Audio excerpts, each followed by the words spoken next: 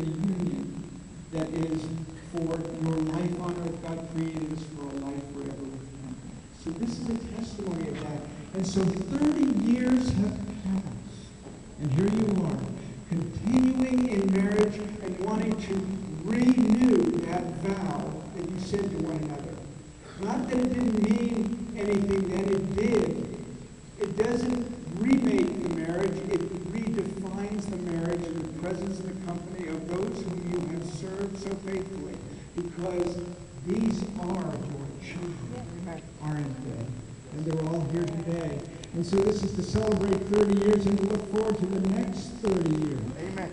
And call me in 30 years and I'll be here to do this again. So with that, I'd like us to go and